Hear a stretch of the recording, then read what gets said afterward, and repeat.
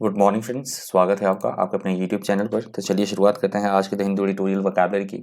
Vocabulary पहला heading आप देख सकते हैं। पहले हेडिंग से आप एडिटोरियल सर्च कर पाएंगे अगर आप एडिटोरियल को पढ़ना चाहते हैं। पहले एडिटोरियल से पहला वर्ड है ग्लॉसरी। ग्लॉसरी यहाँ पे नाउन की तरह यूज़ हुआ है वर्ड। ग्लॉसरी का मतलब होता है कोई भी किसी भी तरह की आप किताब पढ़ते हैं तो उसमें अंत में एक शब्दावली या जो उसमें वर्ड्स यूज़ हुए हैं, कुछ एक नए वर्ड्स यूज़ हुए हैं, उसके बारे में बातें कही गई होती हैं, तो उसे बोला जाता है ग्लॉसरी।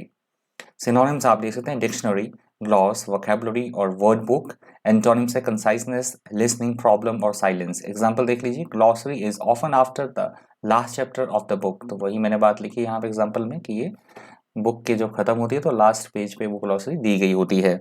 अगला हमारा शब्द है डिग्निटी। यहाँ पे नाउन की तरह वर्ड यूज हुआ है। डिग्निटी का मतलब होता है हमारी जो मर्यादा होती है, हमारी गरिमा, प्रतिष्ठा या गौरव, उसे बोला जाता है डिग्निटी। सिनोनिम्स है pride, self respect, nobility, grandeur. Antonyms है डिसऑनर, वर्थलेसनेस, शेम और डिस्ग्रेस। एग्जाम्पल है she still has her dignity. किसी महिला की बात की जा रही है कि वो अभी भी अपनी मर्यादा में है, अपनी गौरव में है, प्रतिष्ठा में है, उसके पास मतलब उस महिला की बात की जा रही है। अगला हमारा शब्द है स्टिग्मा। यहाँ पे नाउन की तरह वर्ड यूज हुआ है। स्टिग्मा का मतलब होता है किसी तरह का कोई, किसी पे कलंक लगाना, लांछन लगाना है, किसी तरह का कोई धब्बा, उसे बोला गया है स्टिग्मा। सिनोनिम्स है डिस्ग्रेस, स्टेन, शेम, ब्रांड और मार्क। एंटोनिम्स है प्राइड, ऑनर, डिग्निटी और क्रेडिट। एग्जाम्पल आप देख सकते हैं, कैंसर को अभी भी बहुत बड़ा एक कलंक माना जाता है, ये मैंने एग्जाम्पल दिया है। अगला हमारा शब्द है प्रेजुडिस। यहाँ पे वर्ब की तरह वर्ड यूज हुआ है। प्रेजुडिस का मतलब होता है पूर्व धारणा होना किसी बात की, या पक्षपात करना, भेदभाव करना किसी से किसी तरह का, उसे बोला गया है प्रेजुडिस। सिनोनिम्स है बायस, पार्शियलिटी, डिस्क्रिमिनेशन, इन्फ्लुएंस। एंटोनिम्स है टॉलरेंस, फेयरनेस, जस्टिस और इक्विटी।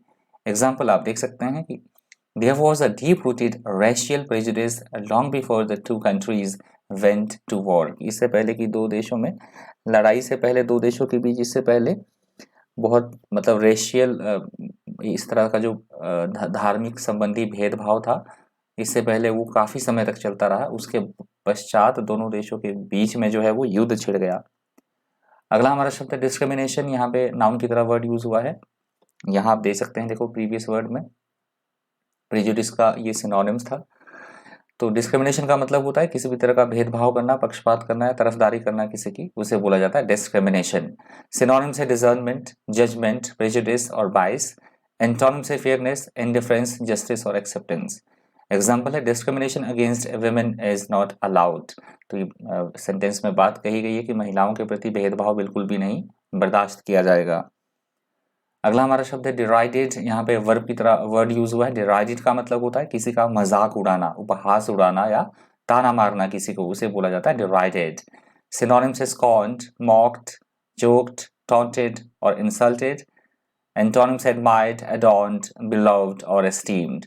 एग्जाम्पल देख लीजिए, he derided his students attempt to solve the biggest problem in mathematics। तो कोई ये बात की जा रही है कि उस टीचर ने जो है कोई स्टूडेंट मैथ्स की प्रॉब्लम सॉल्व कर रहा था, काफ़ी बड़ी समस्या थी मैथ्स की, तो उसे सॉल्व कर रहा था, परंतु उस व्यक्ति ने उसका उपहास उड़ाया, उसका मजाक उड़ाया स्टूडेंट का। अगला हमारा शब्द है nomenclature. Nomenclature one word substitution में आता है। नॉमेनक्लेचर का मतलब ही होता है शब्दावली या डिक्शनरी, हम बोल सकते हैं। एक किसी भी क्षेत्र में कोई शब्द किस तरह से यूज हो रहे हैं, तो स्पेसिफिक जो शब्दावली होगी उसे बोला जाता है nomenclature. Nomenclature, a system of naming things. अगला हमारा शब्द है फ्रॉड। यहाँ पे एडजेक्टिव की तरह वर्ड यूज हुआ है। फ्रॉड का मतलब होता है ऐसी कोई स्थिति, ऐसी कोई बात जो कि पूरी तरह से खतरों से भरी हुई हो, जोखिम से भरी हुई हो, या फिर अरुचिकर बातों से परिपूर्ण होना, उसे बोला जाता है फ्रॉड। सिनोनिम्स है tense, anxious, stressed, distraught. Antonyms है एम्प्टी, डिवॉइड, बैड और डेस्टिट्यूट। एग्जाम्पल आप देख सकते हैं, उसी स्थिति की बात की जा रही है जो कि खतरों से या परेशानियों से भरी हुई है। अगला हमारा शब्द है वर्डिक्ट। यहाँ पे नाउन की तरह वर्ड यूज हुआ है। वर्डिक्ट का मतलब होता है न्यायालय के द्वारा जो फैसला सुनाया जाता है, उसे बोला जाता है वर्डिक्ट, या फिर बहुत विचार विमर्श करने के बाद जो निर्णय लिया जाए उसे बोला जाएगा वर्डिक्ट। सिनोनिम्स है डिसीजन, जजमेंट, रूलिंग और डिटर्मिनेशन। एंटोनिम्स है एक्यूजेशन, सजेशन, इंसेप्शन और प्रिल्यूड। एग्जाम्पल आप देख सकते हैं, the jury returned a verdict of not guilty. तो उसी न्यायालय की ज्यूरी की बात की जा रही है कि उसने किसी को निर्दोष साबित जो है वो कर दिया, निर्दोष साबित होने का फैसला उन्होंने सुनाया। अगला हमारा शब्द है पैरामाउंट। यहाँ पे एडजेक्टिव की तरह वर्ड यूज हुआ है। पैरामाउंट का मतलब होता है एकदम से बहुत इंपॉर्टेंट कोई चीज होना, सर्वोपरि होना, प्रमुख होना, उसे बोला जाता है पैरामाउंट। सिनोनिम्स आप देख सकते हैं चीफ, फॉरमोस्ट, मेन और सुप्रीम। एंटोनिम्स है माइनर, सेकेंडरी, ट्रिवियल और इनसिग्निफिकेंट। एग्जाम्पल आप देख सकते हैं the children's welfare must be seen as paramount, कि बच्चों का जो वेलफेयर है उसके वो मतलब सर्वोपरि रखा जाना चाहिए। जो बच्चों का वेलफेयर है उसको हमेशा सर्व प्राथमिकता दी जानी चाहिए, उसको सर्वोपरिता दी जानी चाहिए। अगला हमारा शब्द है कॉर्नर स्टोन। यहाँ पे नाउन की तरह वर्ड यूज हुआ है। कॉर्नर स्टोन का मतलब होता है कोई आधार, जैसे कोई मकान जब बनाते हैं, बिल्डिंग कोई बनती है तो उसका आधार होता है, नींव पहले तैयार की जाती है, फाउंडेशन। तो किसी भी बात का कोई एक मजबूत आधार होना, आधारशिला, उसे बोला गया है कॉर्नर स्टोन।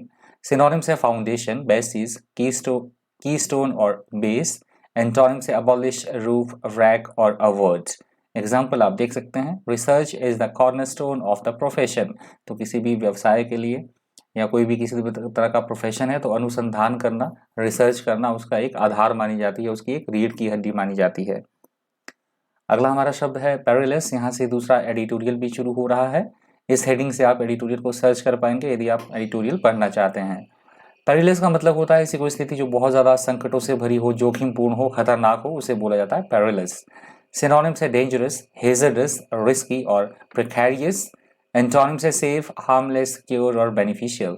एग्जाम्पल देख लीजिए the road grew even steeper and more perilous. तो किसी सड़क की बात की जा रही है कि सर जैसे जैसे आगे बढ़ते गए हम तो रोड और भी ज्यादा गहराता गया और भी ज्यादा वो खतरनाक होता गया। अगला हमारा शब्द है स्टेलमेट। यहाँ पे नाउन की तरह वर्ड यूज हुआ है। स्टेलमेट का मतलब होता है किसी भी काम में किसी तरह की कोई रुकावट आना, कोई गतिरोध की स्थिति या अवरोध की स्थिति, उसे बोला जाता है स्टेलमेट। सिनोनिम्स है डेडलॉक, इम्पैस, स्टैंड स्टिल और स्टैंड ऑफ।